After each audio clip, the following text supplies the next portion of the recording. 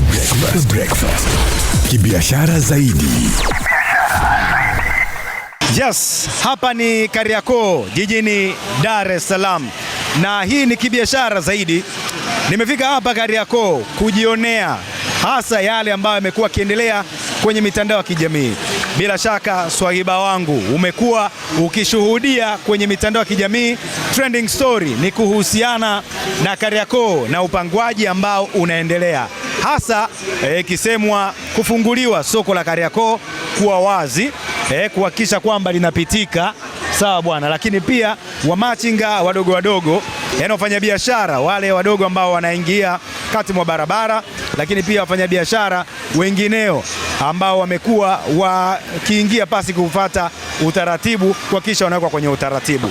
Sasa kama kibiashara zaidi ambayo imekuwa ikiangazia masuala mbalimbali ya biashara, vile vile uchumi, tumefika hapa kutaka kufahamu tu kuondolewa ama mpangilio huu wa wafanyabiashara wadogo na faida zake kiuchumi, lakini pia yapi ambayo wanayazungumza wafanyabiashara wenyewe wa machinga, lakini yapi ambayo yanazungumzwa na wafanyabiashara wakubwa. Na hii ni sehemu ya kwanza tu ya kibiashara zaidi kuhusiana na kufunguliwa kwa soko la Kariakoo, yani kufunguliwa njia ili kupitike.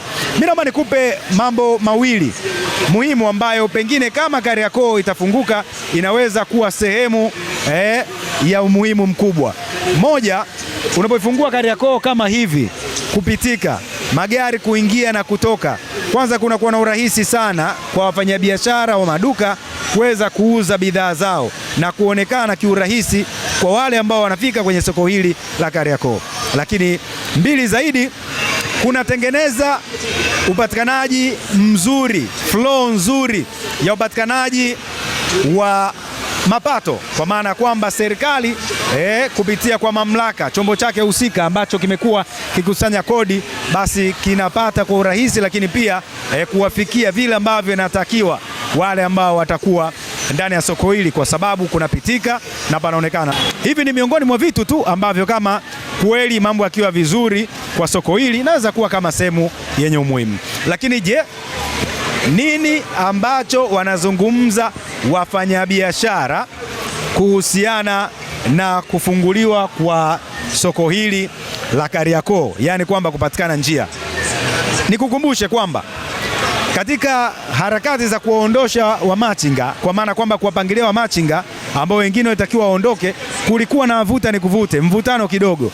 Wako wafanyabiashara walikuwa wanaamini kwamba hao ambao wanakaa nje ya maduka yao na vitu kama hivyo wamekuwa sehemu ya kuwaingizia wao kipato, lakini wako wengine walikuwa hawaamini hilo. Sasa leo kwa kuanza, nataka tuanze na wafanyabiashara wenyewe wamelipokea kwa namna gani swala hili na nini ambacho kinaendelea kwenye zoezi kwa ujumla. Kibiashara zaidi. Lakini habari za wakati huu? Njema sana. Mimi langu jina ni John Lupokela, nawe tunakufahamu vizuri, lakini unaweza kujitambulisha vizuri, alafu tuambie zoezi linaendeleaje, limefikia wapi? Karibu sana. Asante sana. Mimi kwa jina naitwa Steven Rusinde, ni makamu mwenyekiti wa Jumuiya ya Wafanyabiashara Wadogo wa Machinga Tanzania, lakini ni mwenyekiti wa machinga katika eneo hili la kibiashara lenye misukosuko mingi, lenye pilika nyingi, lenye taarifa nyingi za kila siku hapa katika eneo hili la Kariakoo katika jiji la Dar es Salaam. Sawa, mimi nimekuja leo nataka kufahamu, tumeona zoezi linaendelea hapa Kariakoo kwa machinga ambao machinga ni nyinyi. Sasa wewe ni kiongozi wao hapa, mnaguswa moja kwa moja. Si rahisi kukubali, lakini bila shaka tunatamani tusikie zoezi linaendeleaje, moja wamachinga wamepokeaje, tutakuwa tunaulizana, lakini kwanza zoezi linakwendaje? Karibu sana. Kwanza nipende kumshukuru Mungu, imekuwa ya tofauti sana. Zoezi la safari hili limekuwa la tofauti sana kama tunavyokuwa tunafahamu kwamba tunapomuondoa mtu kwenye riziki zake, miaka ya nyuma nyinyi waandishi wa habari mlikuwa mkishuhudia mabomu na kukimbizana, sijui kupelekana mahakamani, kulikuwa kwingi. Kwa hiyo ni muhimu kumshukuru Mwenyezi Mungu ambaye ametupa uelewa na upeo wa kuelewa na kuelimishana.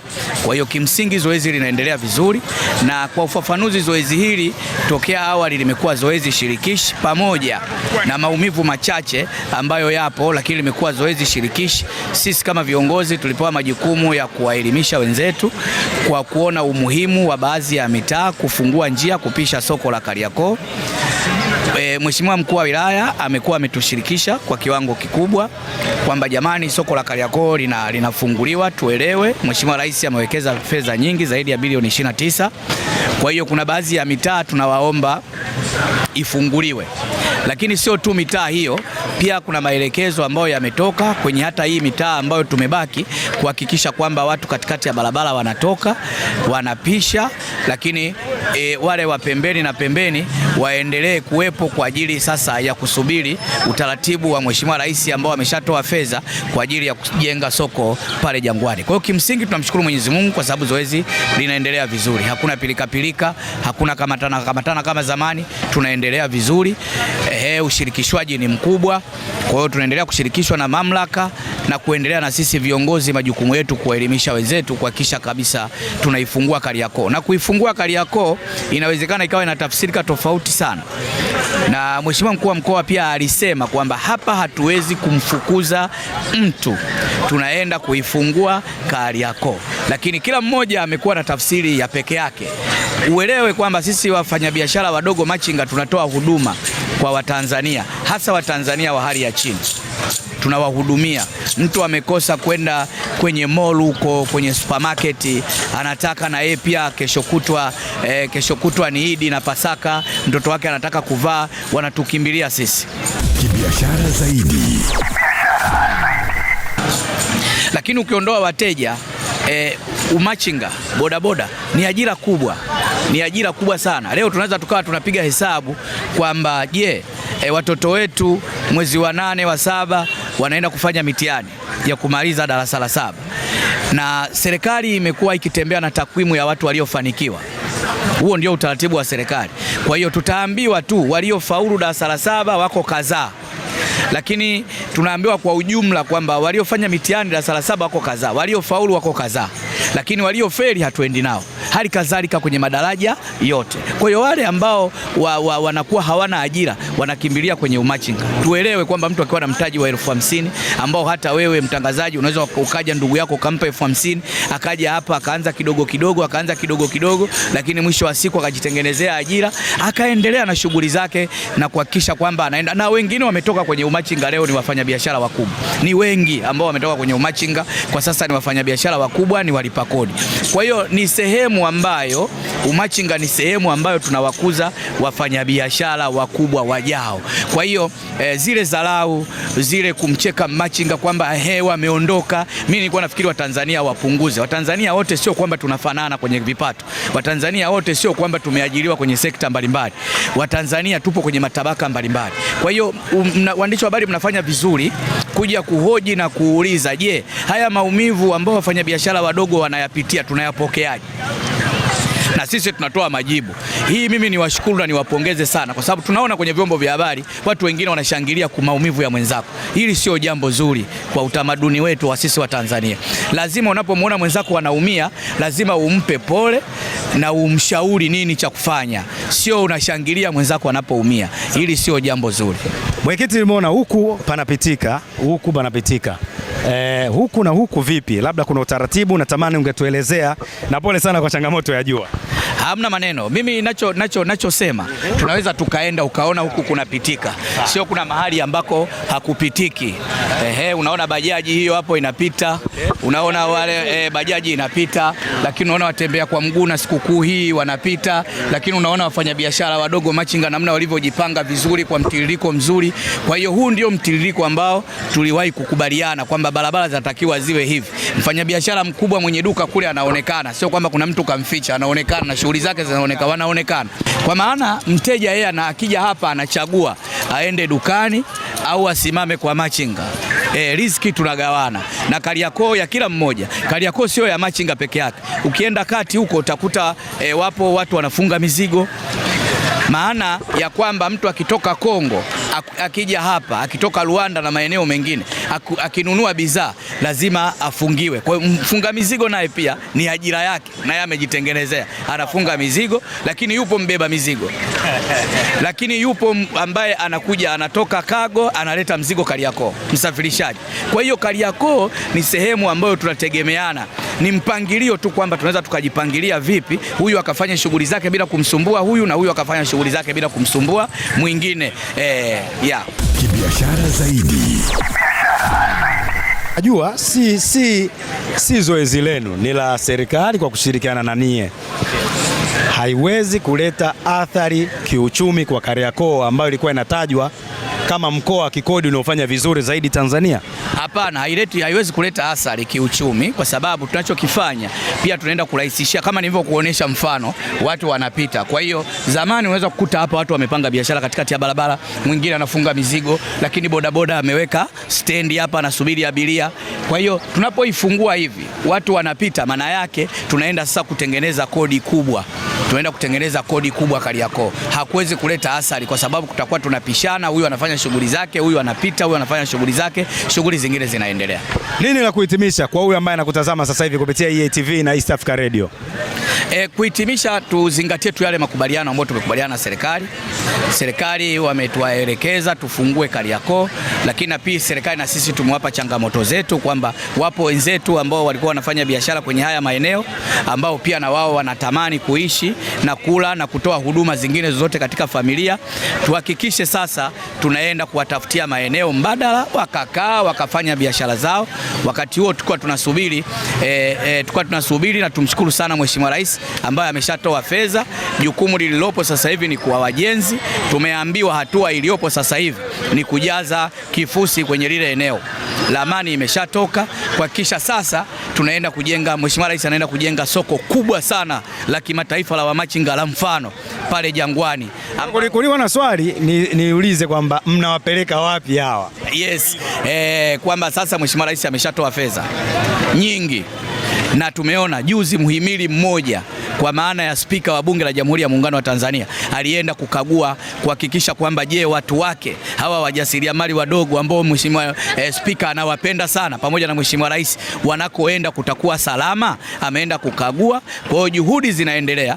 Kwa hiyo pale wakati ukifika siku utakuta Kariakoo ni nyeupe na wamachinga hilo jambo wamelipokea kwa viwango vikubwa, wanalisubiri soko lao. Ukumbuke hata juzi tarehe 8 mwezi tu uliopita Mheshimiwa Rais alikuja sokoni hapa Kariakoo, aliwakuta wamachinga wamevaa fulana wakimuomba sana Mheshimiwa Rais, wakimwambia Mheshimiwa Rais tunasubiri soko letu Jangwani. Kwa hiyo wamekubali wala hawana shida, wanasubiri tu wakati na wako tayari kwenda kuanzisha makazi mapya hapo Jangwani. Asante kushukuru. Asante sana. Kibiashara zaidi. Yes bana, sasa upi mtazamo pengine wa wafanyabiashara wadogo machinga katika hili ambalo limekuwa likitrendi kwenye mitandao ya kijamii? Na tuanze na ndugu yangu, karibu bwana hapa tupige story kidogo. Njoo bwana ndugu yangu. Karibu hapa kidogo hapa. Sogea kwa hapa. Mambo vipi ndugu yangu? Safi. Kwema. Kwema. Mimi naitwa John Lupokela, na wewe? Iko William Frederick Anthony. Bwana William Frederick, zoezi linaloendelea kama wamachinga wadogo mmelipokea kwa namna gani na mnalitazamaje? Sio sana kulipokea vizuri. Maana kutokana na wengine wanategemea hapa, wengine wanasomesha wanafunzi kutokana na haya mazingira. Maana wakitolea wanakuta wengine ni changamoto katika familia. Nini sasa ombi lenu kwa mamlaka pengine? Ombi letu ambayo nataka kuzungumzia, kama sisi wengine ambao wametolewa, wengine wanakuta kama sisi wadogo hatuna sehemu ya kwenda, wengine tunategemea hapa, inabidi kama kuna uwezekano fulani wengine warudishwe biashara iendelee. Asante, nikushukuru sana. Haya, asante. Bwana F66 bei hapa. Shingapi F6 bei? Baba, so upige kidogo. Kwema ndugu yangu. Bwana mimi naitwa John Lupokela, na wewe? Wewe jina lako unaitwa nani? Mimi naitwa Asmani Shewa. Asmani bwana, biashara inakwendaje? Biashara ndio kama hivyo unavyoona Shewa. Mmepangiliwa vizuri sasa hivi Mmepangiliwa vizuri sasa hivi. Nimpe? Haya. Mmepangiliwa vizuri sasa hivi. Unaonaje biashara baada ya kupangiliwa kama hivi? Mimi naona kupangiliwa hivi, naona kidogo nafasi imepatikana, imekuwa vizuri. Lakini kwa upande mwingine ndio kama hivyo, ni kweupe, hamna biashara. Kwa nini hamna biashara unasema kweupe? Kwa nini hakuna biashara? Yaani ni sehemu ambazo na maana kwamba bado watu hajapangwa. Hili zoezi ambalo linaendelea mmelipokeaje kama machinga? Zoezi la kupangana linaloendelea mmelipokeaje kama wafanyabiashara wadogo? Sisi hatuna namna kutokana na viongozi jinsi walivyopanga. Ndio maana tukaamua kutulia tu. Hivi ni kweli kwamba kulikuwa na uhusiano kati yenu na wenye maduka hasa kuwauzia bidhaa kutoka kwao? Hamna. Tegemea. Haya, asante bwana. Kibiashara zaidi. Shwari kama kawa. Bwana, mimi naitwa Rubokera, na wewe? Mimi naitwa Bulhan Genius. Nani? Bulhan. Bulhan Genius. Yeah. Bwana, wewe ni mfanyabiashara mdogo, sio? Zoezi linalofanyika sasa hivi kama machinga wadogo mmelipokeaje? Ukweli sasa Kariakoo kama unavyoona hivi, kupoa imepoa sana, na baada ya kufanya mishemishe za kutoa hizo meza na kupanga sehemu zingine, eneo ambao wamepanga kama hivi unaloliona ndio hili, hakuna eneo lingine ambao wamepangwa mtu hivi, na biashara imekuwa ngumu kwa sasa. Baada ya hizo mishemishe sasa imekuwa pagumu sasa hizi. Yaani kwa nini imekuwa ngumu kwa sasa hivi? Yaani unajua sisi hapa tunategemeana. Yaani unaona mfanyabiashara mdogo na wenye maduka hapo tunategemeana. Anapokuja hapo mteja kuja kuchukua tight hapo, kwa anavyosimama hapa anavyoangalia hapo juu anakuta mkoba na uona kama vile pale. Kwa akinunua hapa tight lazima kaenda kununua mkoba pale. Kwa baada ya kutolewa wengine baada ya kuondoka mashina kwa hamna sasa. Tunaona palivyopoa Kariakoo sio hivi yani. Na leo Jumanne. Ila tunaona palivyo. Unakosa msongamano wa watu. Yani msongamano wa watu sana sio vizuri. Ila pia hata watu wenyewe wanakuwa wamejitoa saa hizi. Sababu mteja hawezi kufika hapo, mwingine anabomolewa pale, mara mali zake zinachukua naye anajisikia kitu anaondoka. Nini ombi lako kwa mamlaka zinazokusikiliza? Ombi langu kwa mamlaka wanaonisikiliza kikubwa tu ni kuandaa miundombinu sahihi kwa hao wafanyabiashara wadogo. Wawe kama huko wanaona sio sahihi, basi watengenezee sehemu sahihi ambao wanaweza kufanya biashara. Asante, nikushukuru bwana. Asante sana. Poa. Wewe Buku Bay. Baby hapo. Shwari. Freshi. Bwana, mimi naitwa Rubokera, na wewe? Yasri. Rashid bwana, tupige story kidogo bwana. Hapo kumbe fresh kabisa. Vipi biashara inaendaje sasa hivi? Mmepangiliwa na nini? Sasa hivi hali ngumu sasa hivi. Acha bana. Hali ngumu sasa hivi. Ugumu wapi ulipo? Angalia kamera yangu hapa. Niko Big Bone hapa. Ugumu uko wapi yani mpaka unasema kuna ugumu? Wateja hamna. Hamna Kariakoo si ile? Hamna. Wateja sasa kidogo sasa imepungua sasa hivi, wateja hamna. Kwa nini unakosekana sasa wateja? Sijajua kama sasa hivi ni kama jinsi mazingira yalivyo labda. Zoezi linaloendelea lakini sasa hivi upangaji, lakini pia kuondosha kwenye njia, kuifungua Kariakoo. Ninyi kama machinga mmelipokeaje? Sijajua serikali kama jinsi ilivyopanga wenyewe serikali labda. Sijajua. Haya, nini labda ombi lako sasa, kwa sababu biashara unaona ngumu na nini? Ombi langu tu, unajua ipo siku tu watafunga wenyewe, watakuja watanunua kama zamani. Au unaona waachiwe tu? Waachiwe tu watu wakae. Waachiwe tu uhuru tu ili watu survive. Asante bwana. Mimi naitwa Masudi Jumanne. Kwanza wewe ni mfanyabiashara, ni machinga au ni? Mimi ni machinga. Karibu sana. Asante. Utaratibu ni mzuri kwa sababu unajua wakati mwingine hizi biashara kuweka barabarani sio staarabu. Kutokana na mazingira watu kupata nafasi ya kupita. Umeona? Na vile biashara pia ukiwa kuna mrundikano wa biashara ina maana haiwezi kuwa nzuri zaidi, inabidi watu tupeane nafasi. Yani hivyo tu. Sawa. Kwa mlipokuwepo wanasema mlikuwa mnategemeana kati ya nyewe machinga wa kawaida na wala maduka. Unaona inaweza kuathiri biashara wenye maduka, na ninyi unaona mmeathirika kwa kiwango gani? Kuathirika tunaathirika, lakini ni kawaida tu kwamba utaratibu ukiwa upo nafikiri hakuna tatizo. kama tukiwa tunaishi kwenye utaratibu halisi. Nini ombi lenu kwa mamlaka? Mamlaka ni kutafuta maeneo mazuri ambayo biashara inaweza ikafanyika hasa kwa wakati, hasa tukipatikana sehemu ambapo kuna mkusanyiko wa watu ambako sio kwamba kwa mfano kama walivyosema kwamba wajenge soko Jangwani kule hapana. Kule sio kuzuri kwa biashara kwa sababu wewe unaangalia mwenyewe labda kuna athari kama mafuriko na nini. Sasa watu hawezi kutoka, labda mtu anatoka Kimara anakuja kutafuta biashara Jangwani, inabidi watafute maeneo ya hapa Kariakoo. Itasaidia, wanaweza kateua hata mtaa mmoja kwa ajili ya wafanyabiashara wadogo. Kwa mzigo uwepo hapa. Mzigo uwepo hapa. Siende popote, yani mzigo tupige hapa mishemishe. Unasema unaitwa nani? Masudi Jumanne. Kibiashara zaidi. Yes, hapa ni Kariakoo jijini Dar es Salaam, tunapozungumzia sehemu ya biashara na kitovu kikubwa cha wafanyabiashara mbalimbali ndani ya Tanzania, lakini pia Afrika Mashariki, ikishuhudia wafanyabiashara wengi wakifika hapa. Yes, bila shaka kuna mengi umeyasikia kutoka kwa wafanyabiashara, lakini pia umefahamu kile ambacho kimezungumzwa na viongozi wao. Vile umeona wamachinga kile ambacho wamezungumza kama wafanyabiashara wadogo, sio wakubwa, lakini pia umesikia kiongozi wa machinga kile ambacho wamekizungumza kuhusiana na kufungua soko hili. Sasa wakati soko linafunguliwa, vile kuna maeneo mengine hajafunguliwa, kwa maana ya kwamba kama alivyosema kiongozi wao, wamekubaliana baadhi ya maeneo kubaki vile ambavyo yalivyo.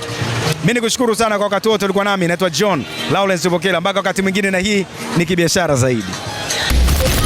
Super Breakfast. Kibiashara Zaidi.